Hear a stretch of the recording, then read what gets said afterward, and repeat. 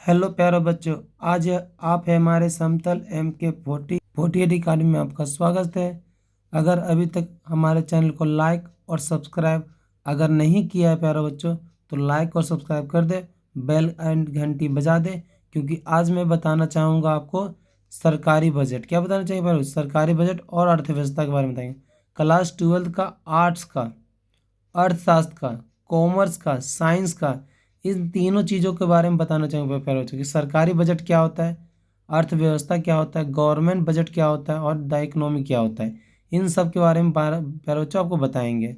चलिए बताते हैं। ऑब्जेक्टिव क्वेश्चन, MCQ, बहुविकल्पीय प्रश्न।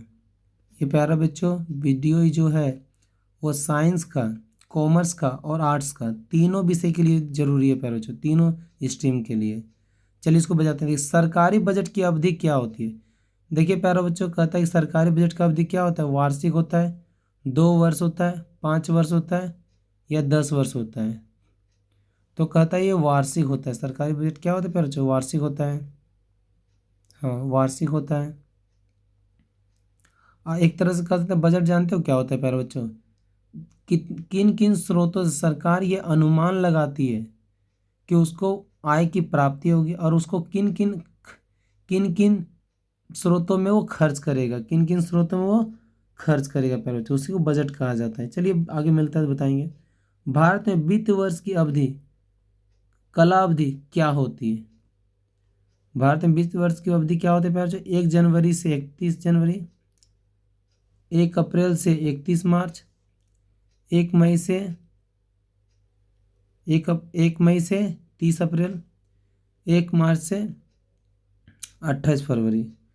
तो कहा जाता है इन प्यारे बच्चों कि जो भारत में जो वित्त वर्ष होता है प्यारे बच्चों, वो 1 अप्रैल से लेकर 31 मार्च तक होता है, मतलब फाइनेंशियल ईयर, जिसे हम फाइनेंशियल ईयर कहते हैं। कैलेंडर ईयर भी एक होता है प्यारे बच्चों। कैलेंडर ईयर जो होता है 1 जनवरी से 31 दिसंबर तक होता है। तो चलिए आगे और बताएंगे विस्तार पूर्वक। निम्न में से सरकारी बजट को व्यक्त करता है प्यारे बच्चों। सरकारी बजट क्या किसको व्यक्त करता है देखते हैं। अनुमानित व्यय, अनुमानित प्राप्तियां एवं व्यय, अनुमानित ऋण, उपयुक्त में से कोई नहीं। तो कहा जाता है प्यारे बच्चों अनुमानित प्राप्तियां एवं व्यय। कहा जाता है अनुमानित मतलब हम अनुमान लगाते हैं प्यारे बच्चों कि किन किन स्रोतों से मुझे प्राप्तियां होगी और किन किन स्रोतों पर व्यय करेंगे। व्यय यानी खर्च, एक्सपेंडिचर। प्राप्तियां मतलब हो गया क्या? रिसिप्ट। तो इसका ये आंसर सही है प्यारे बच्चों, ठीक है। सरकारी बजट जो व्यक्त करता है। आगे देखते हैं। बाजार के संगठक निम्नलिखित में से कौन है? संगठक मतलब जो बजट होता है प्यारे बच्चों, वो किन किन तत्व या चीज़ों से मिलकर बना है। देखिए, बजट प्राप्तियां, बजट व्यय यानी बजट एक्सपेंडिचर, एक और दो दोनों, ठीक है प्यारे बच्चों। इसका आंसर क्या है? एक और दो दोनों है प्यारे बच्चों। राजस्व व्यय एवं राजस्व प्राप्तियों के अंतर को क्या कहते हैं प्यारे बच्चों? जो राजस्व व्यय जो होता है, ठीक है, रेवेन्यू एक्सपेंडिचर और रेवेन्यू रिसिप्ट के डिफरेंस को क्या कहते हैं? प्राथमिक घाटा, राजस्व घाटा, राजकोषीय घाटा या व्यापार घाटा। तो कहा जाता है प्यारे बच्चों राजस्व घाटा। क्या होता है? क्योंकि राजस्व से संबंधित है तो राजस्व घाटा ही होगा। आगे बढ़ते हैं। राजस्व घाटा का क्या होता है? राजस्व घाटा क्या होता है? राजस्व घाटा क्या होता है तुरंत पढ़ें प्यारे बच्चों। देखिए, कभी क्या होता है इनकी क्वेश्चन को आंसर बना देता है प्यारे बच्चों, और कभी आंसर को क्वेश्चन बनाता है। जैसे यहाँ पे क्वेश्चन, यहाँ पे क्या था? राजस्व घाटा क्या था? अब यहाँ बोल रहा है राजस्व घाटा क्या होता है या अंतर क्या होता है। देखिए पढ़ते हैं। राजस्व व्यय और राजस्व प्राप्ति का अंतर राजस्व घाटा कहलाते हैं, तो हो ही चुका है। फिर भी देखिए पढ़ते हैं। पूंजीगत व्यय और पूंजीगत प्राप्तियों का अंतर, यह नहीं होगा। निर्यात और आयात का अंतर, ये भी नहीं होगा। कुल व्यय और कुल प्राप्तियों का अंतर, तो ये भी क्या प्यारे बच्चों नहीं होगा, क्योंकि राजस्व घाटा केवल राजस्व व्यय और राजस्व प्राप्ति का जो अंतर होता है, डिफरेंस होता है, उसी को कहते हैं। बजट प्राप्ति के संगठक निम्नलिखित में से कौन है? बजट प्राप्ति का जो संगठक है जिससे मिलकर बच्चों बना है, बजट प्राप्ति के संगठक निम्नलिखित में से कौन है? तो देखिए, राजस्व प्राप्ति, बजट व्यय, एक और दो दोनों, इनमें से कोई नहीं। तो इसका आंसर क्या बच्चों? एक और दो दोनों, क्योंकि बजट व्यय भी और राजस्व प्राप्ति ये सब का इसके संगठक ही होता है। एक वित्तीय वर्ष में किया जाने वाला वह अनुमानित व्यय, अनुमानित मतलब हम अंदाजा लगाएं प्यारे बच्चों, जिसके फलस्वरूप ना तो सरकार की परिसंपत्ति का निर्माण होता है, मतलब वैसा अनुमानित व्यय ना तो सरकार, इसके फलस्वरूप सरकार का परिसंपत्ति का निर्माण होगा और ना ही दायित्व में कमी आता है, उसे क्या कहा जाता है प्यारे बच्चों। जब ऐसा क्वेश्चन रहता है तो इसको क्या बोलता है, राजस्व प्राप्ति, राजस्व व्यय, पूंजीगत व्यय, पूंजीगत प्राप्ति। तो ये क्या होता है, राजस्व व्यय होता है, जिसमें सरकार ये अनुमान लाती है जो खर्चा तो है लेकिन सरकार का परिसंपत्ति और नहीं दायित्व को कम करता है प्यारे बच्चों, तो उसको क्या है, राजस्व व्यय। आगे बढ़ते हैं, सरकार की वे सभी प्राप्तियां जो दायित्व का सृजन या वित्त परिसंपत्ति को कम करता है, उसका दायित्व भी कम करेगा और वित्त संपत्ति को भी क्या कम करेगा, तो उसे क्या कहते हैं प्यारे बच्चों, राजस्व प्राप्तियां, राजस्व व्यय, पूंजीगत व्यय, पूंजीगत प्राप्तियां। तो कहा जाता है पूंजीगत प्राप्तियां। पूंजीगत प्राप्तियां क्या होता है प्यारे बच्चों, दायित्व का सृजन करता है, मतलब उसका लायबिलिटी बढ़ जाता है। जैसे मान लो हम किसी से कर्ज लिए प्यारे बच्चों, तो पूंजीगत प्राप्तियां हो गया, जिसके बदले हमको इंटरेस्ट नहीं देना पड़ेगा, तो दायित्व का सृजन हो गया, लायबिलिटी बढ़ गया। वित्त संपत्ति को कम करता है, जाहिर सी बात है, अगर मान लीजिए वित्त संपत्ति में क्या बताएगा कि पूंजीगत प्राप्तियां होती है, क्योंकि ये क्या होता है, अगर मान ली किसी को, मान लीजिए हम किसी को अपना संपत्ति बेच दिए तो संपत्ति तो कम गया, लेकिन पूंजीगत प्राप्ति तो हमको प्राप्त हुआ ना प्यारे बच्चों। मान ली मेरे पास बिल्डिंग था पहले, बिल्डिंग को मैंने बेच दिया तो मेरा संपत्ति कम गया, लेकिन प्राप्तियां तो हुआ ना मुझे। चलिए आगे बढ़ते हैं बच्चों। सरकार के वे व्यय जिसके फलस्वरूप भौतिक या वित्तीय परिसंपत्ति का सृजन या वित्तीय दायित्वों में कमी होती है, उसे क्या कहते हैं प्यारे बच्चों। क्वेश्चन क्या बोला, फिर से पढ़िए। सरकार के वे व्यय, मतलब सरकार का वे खर्चा परिणाम स्वरूप भौतिक या वित्तीय परिसंपत्ति का सृजन करता है। भौतिक या वित्तीय संपत्ति मतलब उसका एसेट्स बढ़ता है, वित्तीय दायित्व में कमी आती है, मतलब वित्तीय दायित्व में लायबिलिटी उसका कम जाता है। तो राजस्व प्राप्ति, राजस्व व्यय, पूंजीगत व्यय, राजकोषीय व्यय। तो कहा जाता है पूंजीगत व्यय। पूंजीगत व्यय अगर हम करते हैं प्यारे बच्चों तो क्या होता है कि परिसंपत्ति बढ़ जाता है। जैसे मान लीजिए कि कोई 5 लाख का संपत्ति है, मतलब बिल्डिंग है, उसको मैंने खरीद लिया प्यारे बच्चों, तो मेरा संपत्ति बढ़ गया, लेकिन मेरा खर्चा तो हुआ ना 5 लाख, ये हो गया। दूसरा क्या कहता है, वित्तीय दायित्व में कमी करता है। अगर मान लीजिए कि किसी से मैंने लोन लिया था 2 लाख का, तो पूंजीगत प्राप्ति है, लेकिन जब उसको हम 10 साल बाद क्या किए, उसको वापस कर दिए, तो मेरा जो दायित्व था वो क्या हो गया, कम हो गया प्यारे बच्चों, दायित्व क्या कम हो गया, यानी पूंजीगत व्यय में आता है, कैपिटल एक्सपेंडिचर में आता है प्यारे बच्चों। किसे राजस्व प्राप्तियों में शामिल किया जाता है, किसे राजस्व प्राप्तियों में शामिल किया जाता है, केवल कर, केवल ब्याज, लाभांश, इनमें से सभी। तो कहा जाता है प्यारे बच्चों जो राजस्व प्राप्तियां जो होता है, जो बार बार आने वाला, ठीक है, आय होता है या प्राप्तियां होता है, तो कर भी बार बार आता है, इंटरेस्ट भी, ब्याज बार बार मिलता है, लाभांश भी बार बार मिलता है, तो इनमें सभी इसका आंसर हो गया।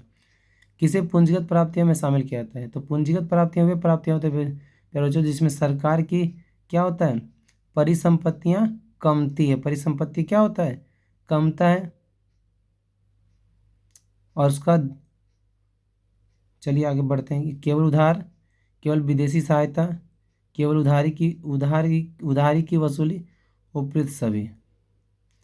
तो देखिए प्यारे बच्चों, पूंजीगत प्राप्ति क्या था, जिसको मैंने उधार दिया था वो मुझे वापस कर, जैसे मान लो 10,000 किसी को मैंने लोन दे दिया तो मुझे प्राप्त हो गया, तो ये मेरा पूंजीगत हो गया। केवल विदेशी सहायता, विदेशों से मान लो सहायता मिलेगा प्यारे बच्चों, तो कभी कभी मिलता है, तो ये तो पूंजीगत प्राप्ति का एग्जाम्पल हो गया।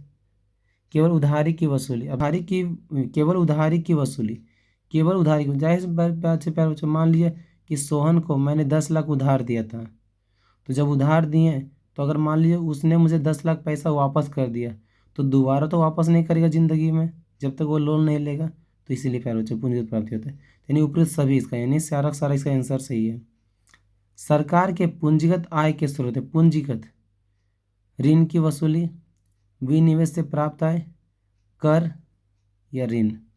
तो कहा जाता है प्यारे बच्चों क्या, ऋण की वसूली। ऋण की वसूली क्या है, पूंजीगत आय है। कि मान लीजिए हम राम को 1 लाख रुपया उसको कर्ज में दिए थे और उसकी वसूली हो गई, अब दोबारा प्राप्त होने वाला नहीं है, इसीलिए पूंजीगत आय है प्यारे बच्चों। जब किसी कर का कराघात तथा करापात एक ही व्यक्ति पर पड़ता है तो इस कर को क्या कहते हैं, है। तो ये प्यारे बच्चों क्या बोला, कराघात या करापात मतलब एक ही व्यक्ति वहन करता है। अप्रत्यक्ष कर, बिक्री कर, प्रत्यक्ष कर, उत्पादन कर, तो इसका आंसर क्या बचो, प्रत्यक्ष कर। डायरेक्ट टैक्स जो होता है वो जिस व्यक्ति पर लगाया जाता है वही व्यक्ति उसका क्या करता है, भुगतान करता है प्यारे बच्चों। चलिए अगला क्वेश्चन, प्रत्यक्ष कर क्या है।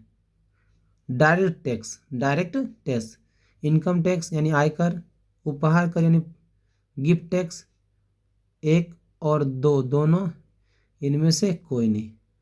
तो कहा जाता है प्यारे बच्चों कि एक और दो दोनों होता है जो प्रत्यक्ष कर होता है। आगे पढ़ते हैं प्यारे बच्चों, निम्न में से कौन सा प्रत्यक्ष कर है, कौन सा प्रत्यक्ष कर, सेवा कर, उत्पाद शुल्क, निगम कर, बिक्री कर। तो कहा जाता है प्यारे बच्चों निगम कर। निगम कर जो होता है जो कॉरपोरेट टैक्स जो होता है, जो मान लीजिए हम नगर निगम के एरिया या क्षेत्र में रहते हैं तो वो जो टैक्स हम देते हैं प्यारे बच्चों वो प्रत्यक्ष कर होता है, मतलब डायरेक्ट टैक्स होता है। उत्पाद शुल्क कोई भी भर सकता है, सर्विस टैक्स कोई भी भर सकता है प्यारे बच्चों।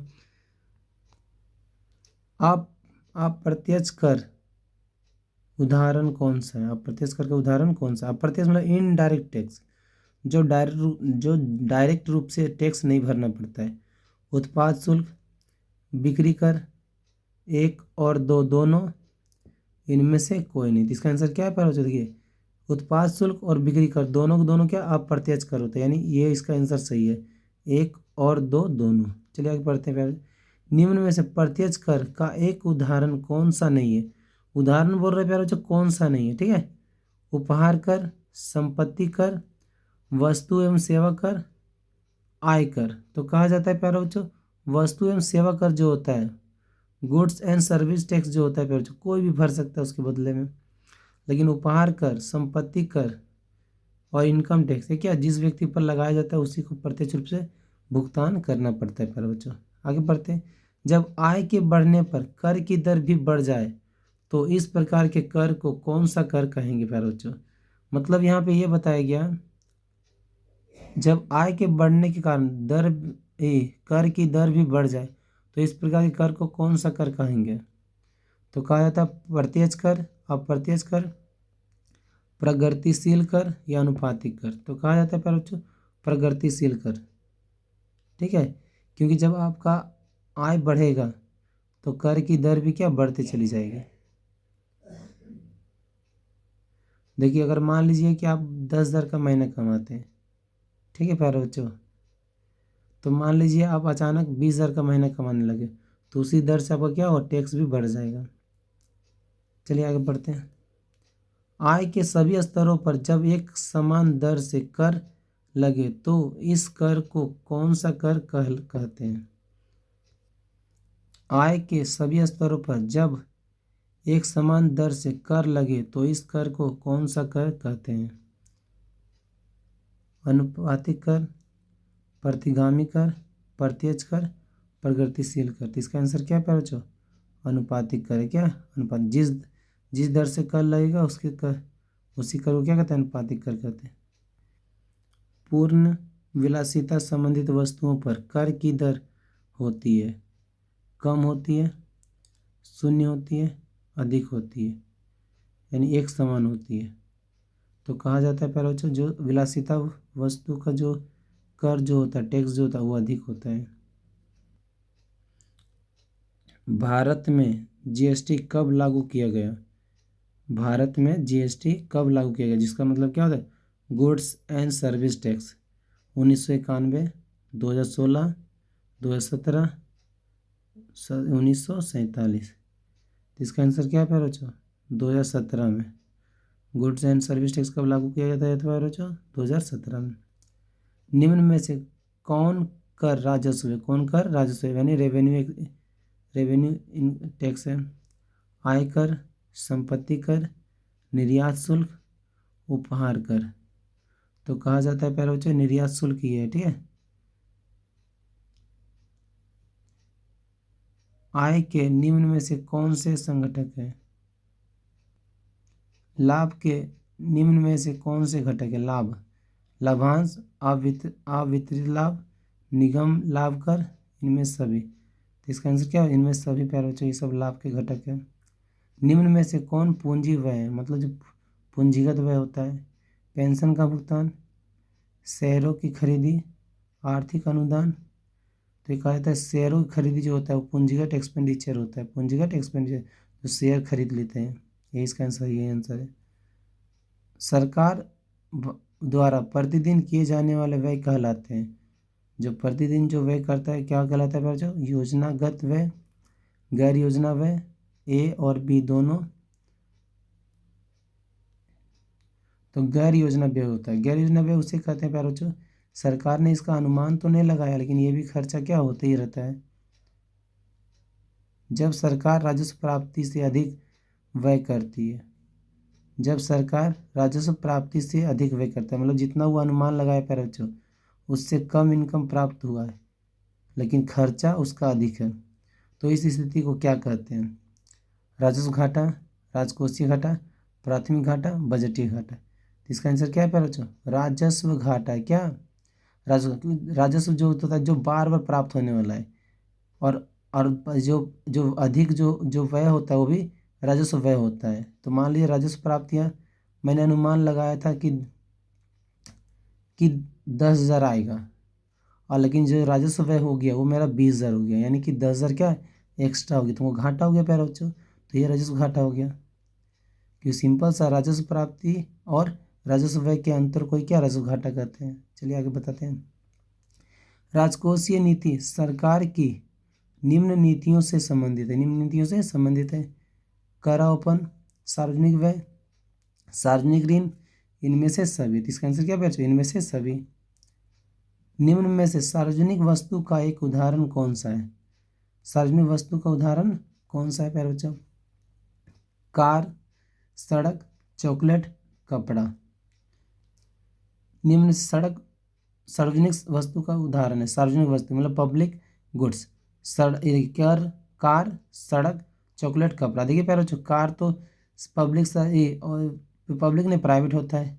सड़क का इस्तेमाल सभी लोग करते हैं प्यारे बच्चों, देखिए हर कोई व्यक्ति इसका इस्तेमाल करता है, तो यही इसका क्या आंसर है प्यारे बच्चों। मिलते हैं प्यारे बच्चों नेक्स्ट वीडियो में। अभी तक हमारे चैनल को लाइक और सब्सक्राइब नहीं है तो कर दीजिए, क्योंकि इस तरह के इम्पोर्टेंट वीडियो हमारे चैनल पे अपलोड होते रहेंगे प्यारे बच्चों। ये इकोनॉमिक्स का था, क्लास 12th का। चलिए मिलते हैं प्यारे बच्चों नेक्स्ट वीडियो में। Thank you watching video.